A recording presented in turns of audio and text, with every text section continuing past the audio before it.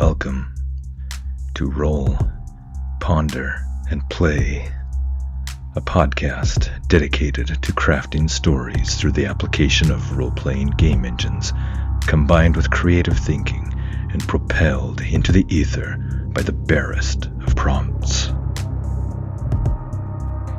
I'm Jared Hess, taking on all the roles of Game Master, Solo Player, Author, and Narrator.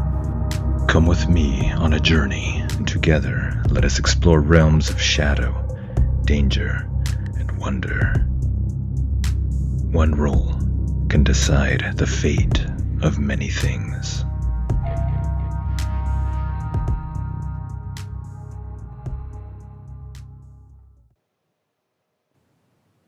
Welcome to episode 7 of the Queen of Shadows podcast on Roll, Ponder, and Play. I'm Jared Hess, your friendly neighborhood game master, solo player, author, and narrator. In our previous episode, Eilwen and Aron find a sheltered spot with an overhang, largely obscured from view, where they can see the valley below. They prepare for the Wolf Fang raiders to circle the mountain and come into view. Eilwen goes hunting and nearly falls to ruin when she encounters a pack of hungry wolves that chase her onto a slippery log over a ravine. She manages to escape and returns to camp.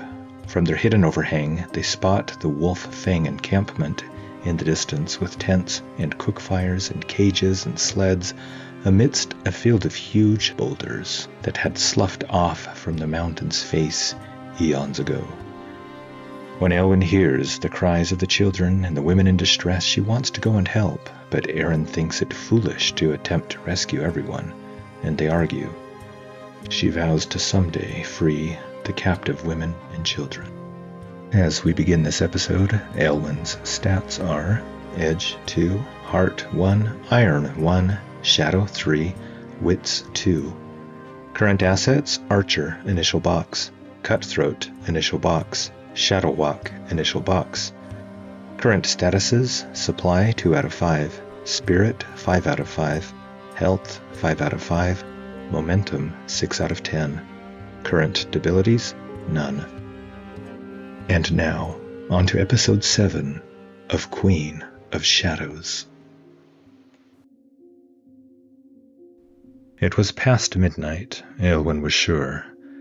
But there was no way to judge time in the gray night on these timeless hills where the sky above them was blotted out by one vast smear of gray-black clouds.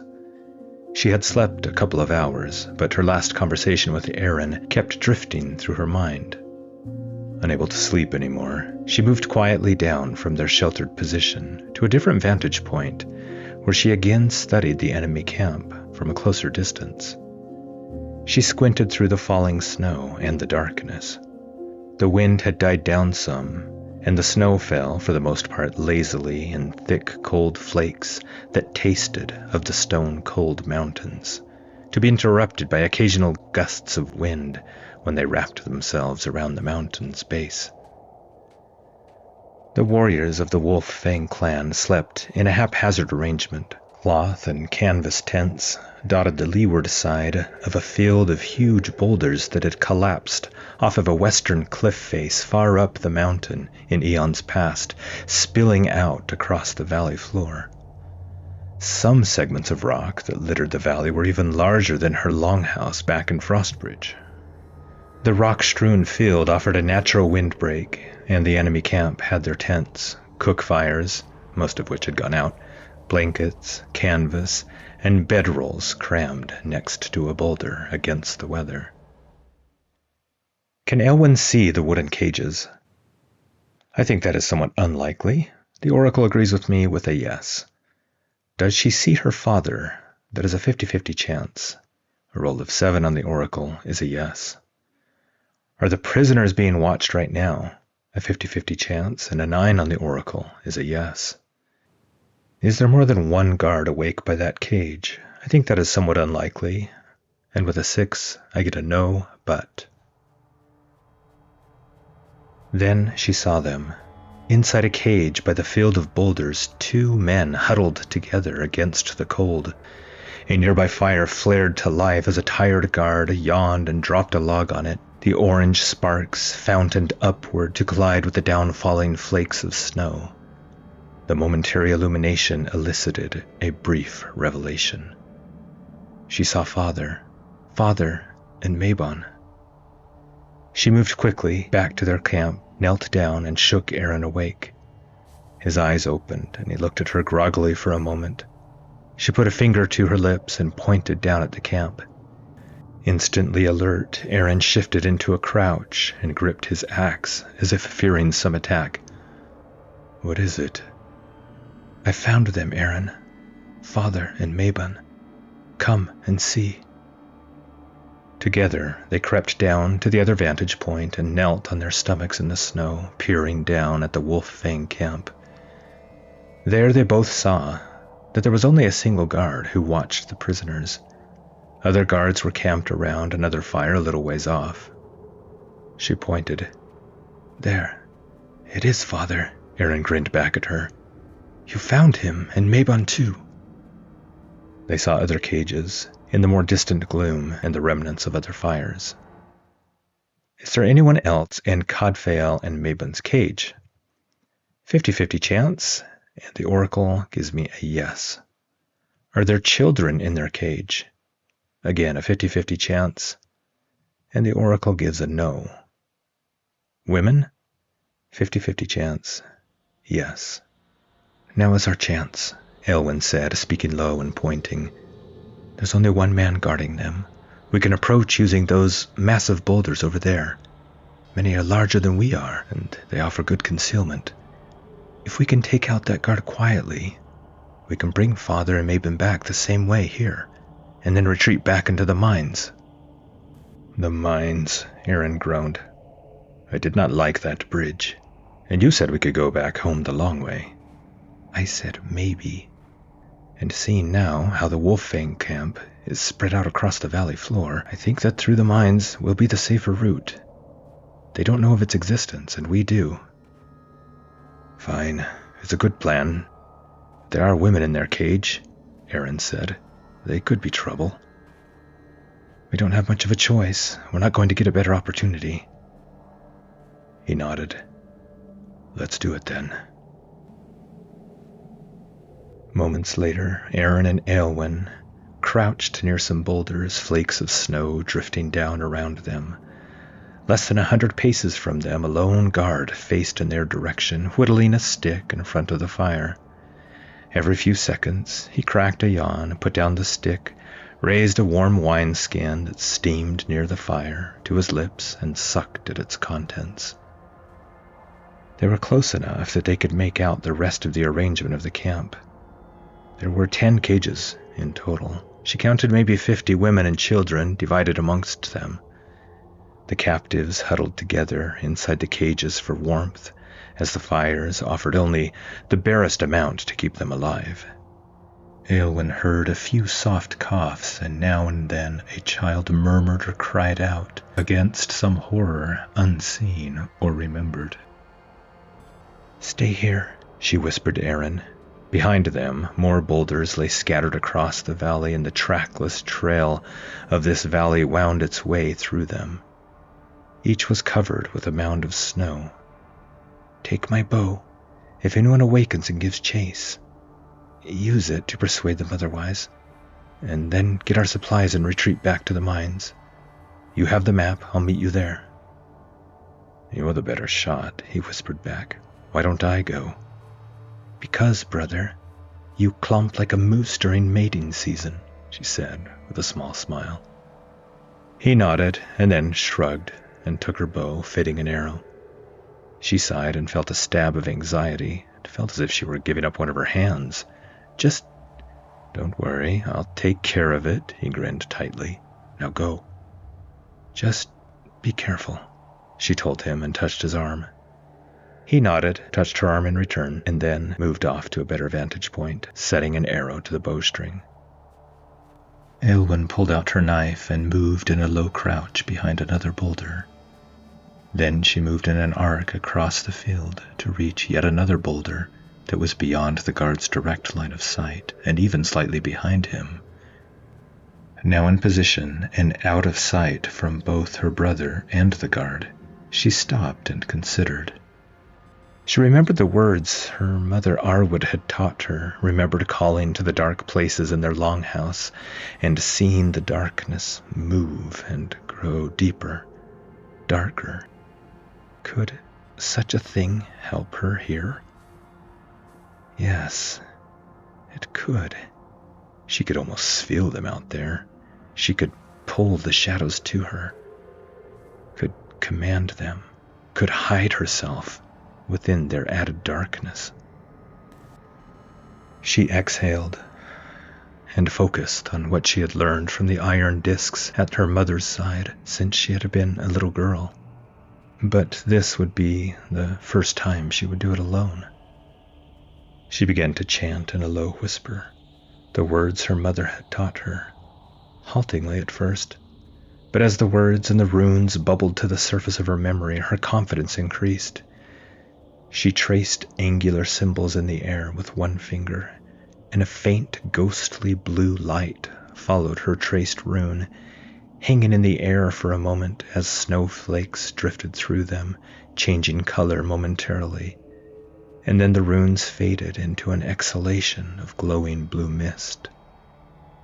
She waited, and the shadows came, bound to the old magic.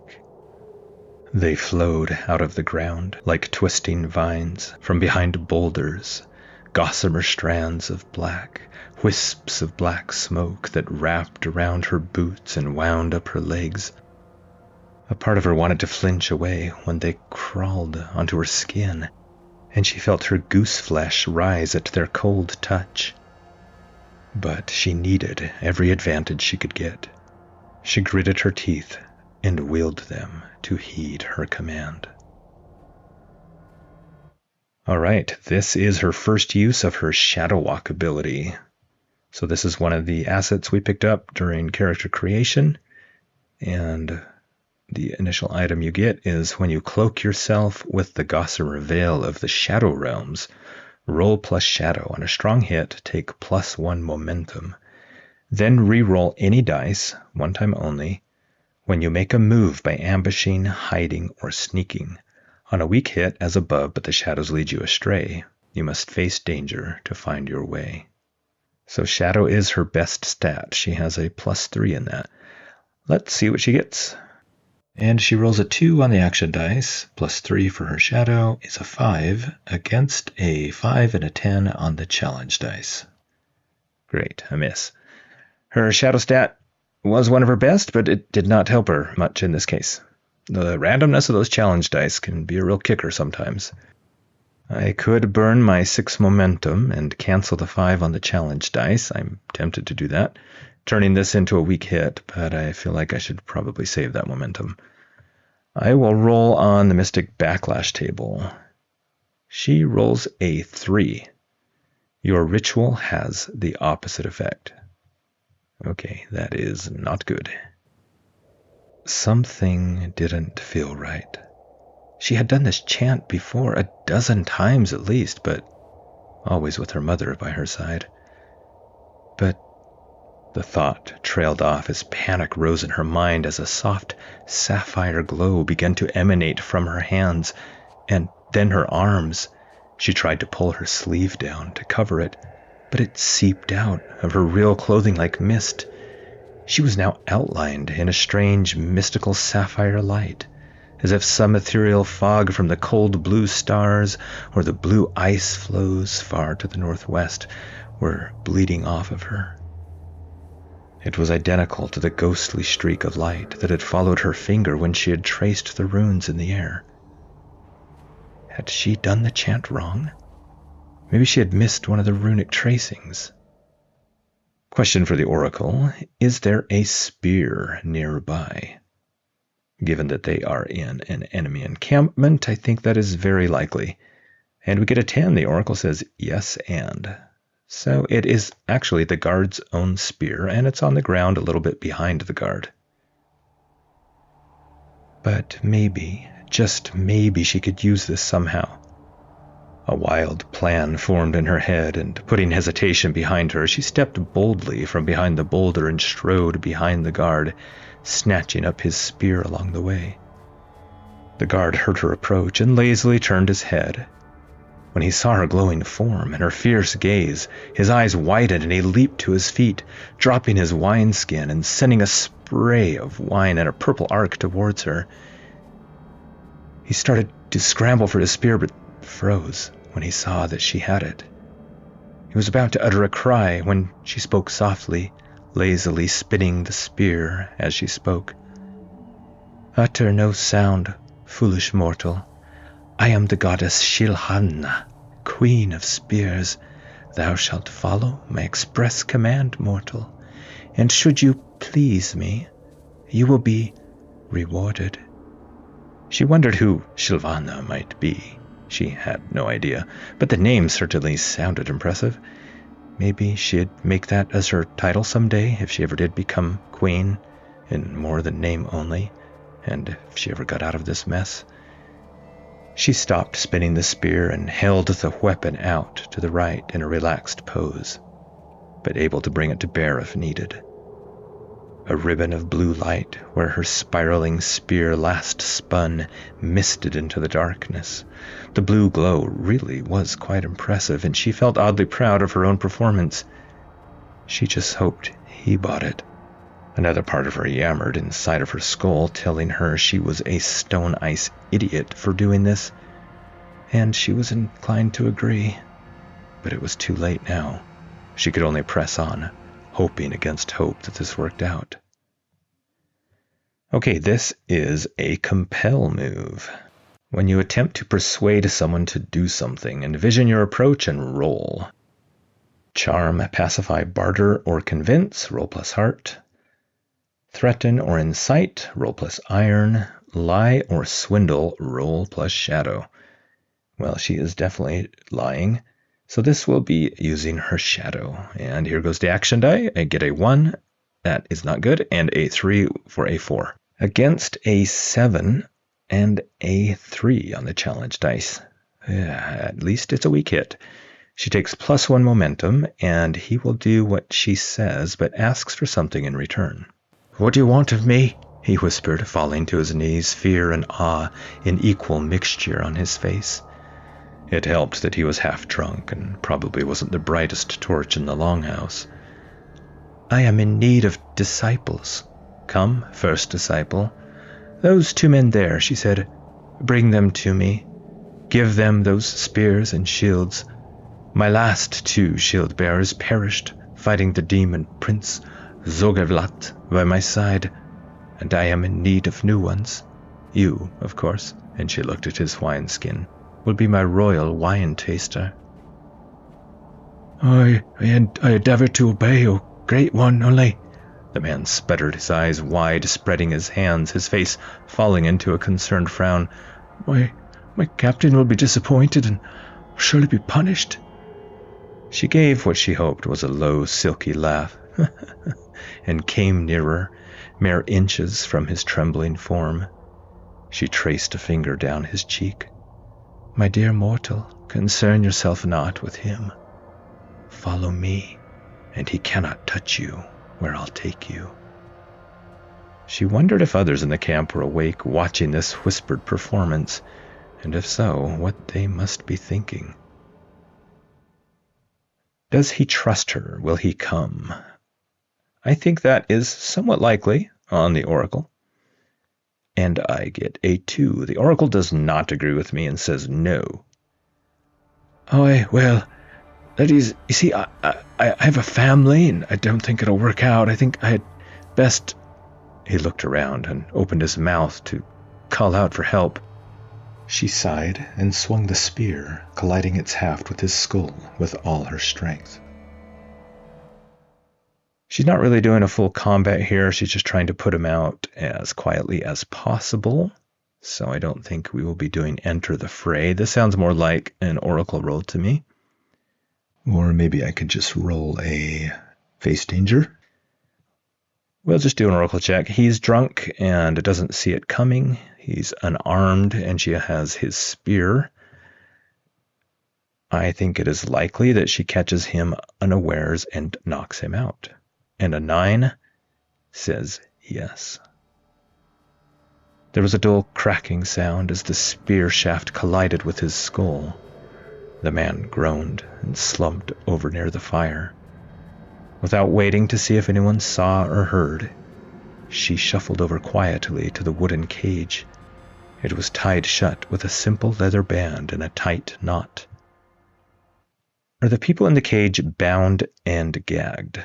I think that is likely, and the oracle agrees on a 6 and says yes.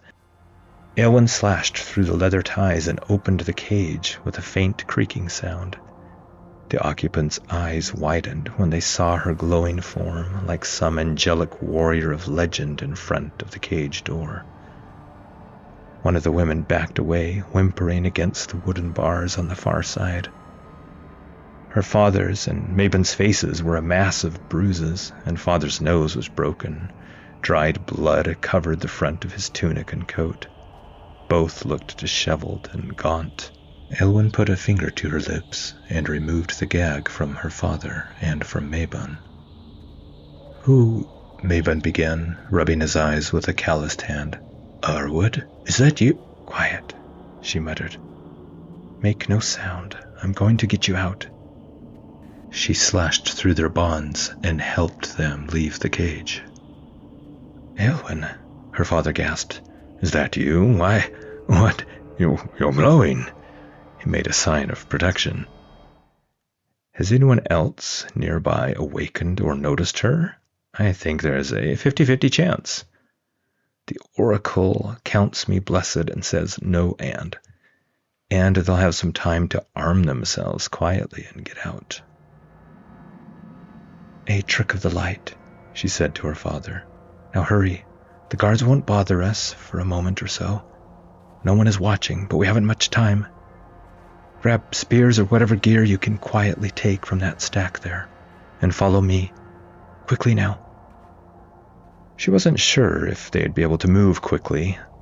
The women were frail-looking things, undernourished, barely more than cloth draped over bags of old bones. She reached out a hand to help them from the cage. Are the women in the cage willing to come? That is somewhat likely, but the oracle says no. But they shrank back from her, muttering and making signs against evil. She shook her head. They had to move. "Will you stay in this cage, then?" They didn't answer her, but looked on with wide eyes as glowing wisps of faint blue light continued to bleed off of her form and out of her own eyes. "Very well, but the cage door is open should you choose to flee. May the gods, if they're watching, guide your decision," she said with respect. Moving quickly, father and Mabon gathered up some nearby weapons and gear, and then the two men followed the glowing Eilwen, blue light misting off of her as they faded into the field of boulders. Is their departure soon discovered? Again, I think that is somewhat likely, but the oracle is really throwing me a bone here and says no and. "Harrod's beneath," Aron whispered when he saw her. "What happened to you?" He raised his axe warningly and took a couple of steps backward. "It's nothing," she said, striding past him. I saw you outlined in light, and I thought I was seeing things, but night's beneath, it's true." He trotted after her. Her father and Mabon followed behind more slowly, their ordeal evidently slowing them down. "Calm down," she said, and passed Aron a shield and a short bow and a quiver that she had picked up from the camp. "I found some things for you, and I'll take that." She took back her own bow and quiver. "Now we need to keep moving." She led the way, following their route through the boulder field. But you're glowing. How?" "It's something Mother taught me," she whispered to her brother. "Mother?" He gasped and ran his hand through his snow-wet hair, pausing, then ran and caught up with her again, grabbing her arm, then snatched it away. She can do this? She taught you?" "Yes, she can do things like this. I learned some, but not much." How? Where? Later, she said, and they marched on. They trudged through the deep snow back to the camp, their weapons and gear softly clanking in the still of the night. Is her light still going? 50-50 chance, the oracle says no. Her light gradually faded, and soon her clothing and skin were back to normal. What now? Aron asked. He sounded relieved.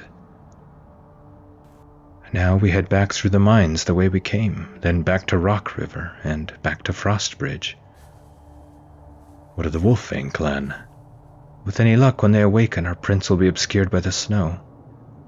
Her father looked at her and nodded, his face serious. A strange night, he said. You showing up like you did, Eilwen. I'm grateful, mind you, he smiled, and his smile turned into a frown. But troubled. Because of the light? He nodded. Dangerous, he muttered, and frowned, lost in thought. Mother taught me some things. Arwed, he grunted. Dear Arwed.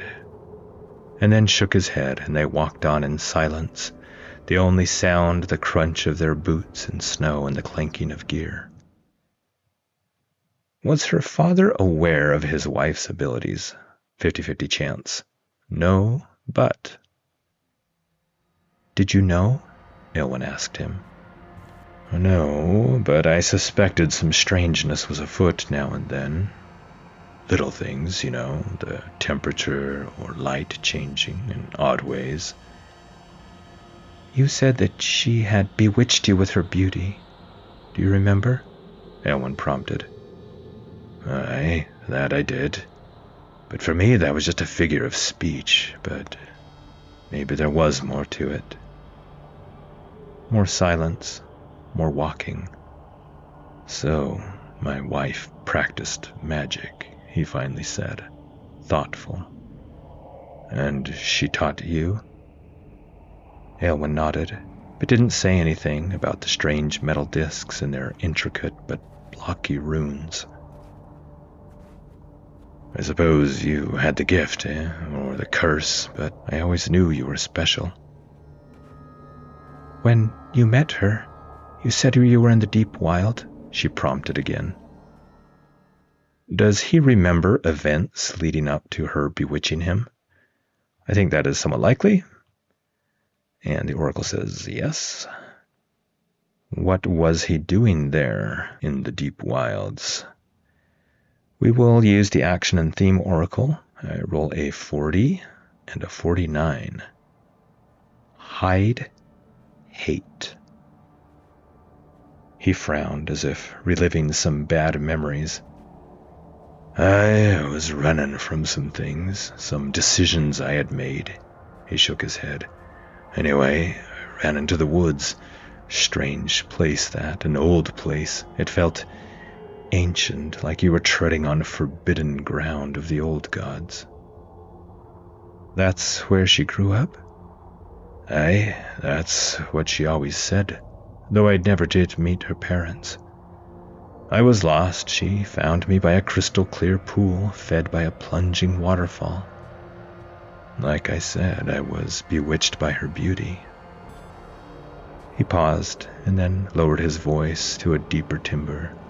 And, of course, she must have been bewitched by my rugged ways and the strength of my mighty grip.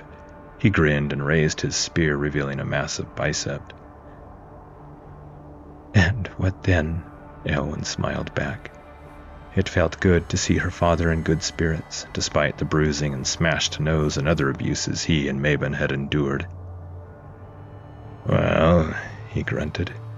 She led me out of the woods, and the miracle of my life is that she came with me, stayed with me from that moment onward, loved me, and never left my side. I'll be going there soon, I think, I hope, Eilwen said, to the deep wilds. There are some things I need to find out about Mother, just as soon as I get you and Mabon back. Ah, my little huntress, He smiled and tucked his spear into one arm and pulled her close in a one-armed embrace.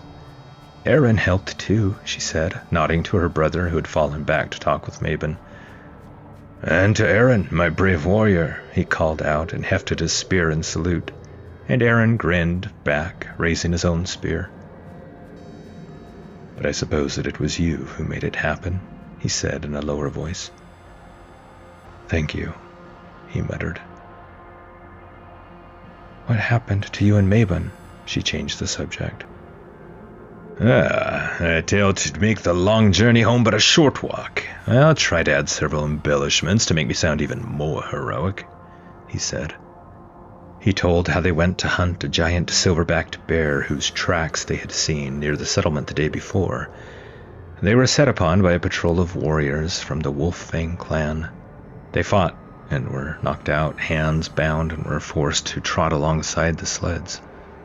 They met up with the main armed expedition at Rock River and witnessed the atrocities there. Do you know what Uzak is planning? Eilwen asked. Does he? I think it's even odds that Uzak might have said something, or one of his men.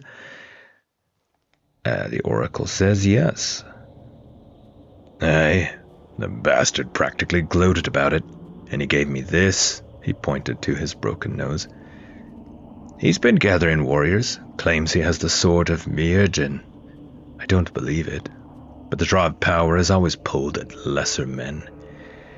He's planning armed conquest across the havens, simple as that. And why?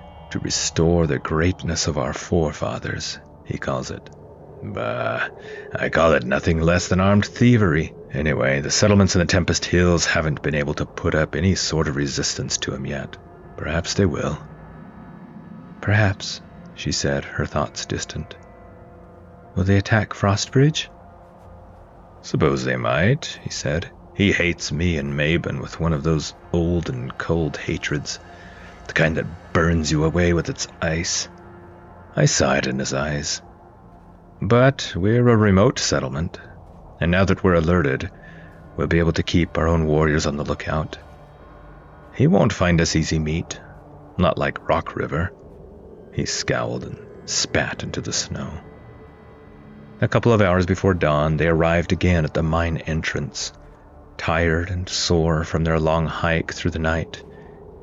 Eilwen had fallen back and cut a branch from a pine and brushed it across their footprints once they moved off the main trail down in the valley's bottom, while Aron and the others quickly made some more makeshift torches and organized their supplies. There, with snow swirling around them, they all stopped and stared into the dark entrance. The stones at the entrance were covered with ice and snow. No one felt eager to enter the mine's darkened passageways, but the only other choice was the cold, snow-strewn, circuitous route, attempting to bypass the Wolf Fang encampment. Come on, she said, and a torch flared to life. She led the way, crossed the threshold, and one by one they followed after.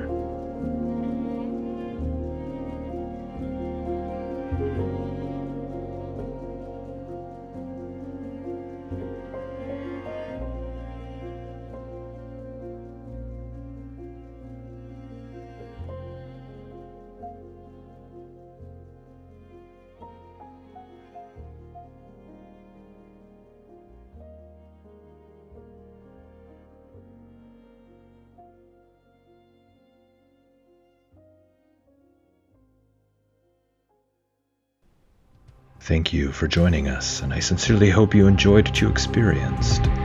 If you would like to support Roll, Ponder, and Play, you can do so by joining my Patreon at patreon.com/Roll, Ponder, and Play.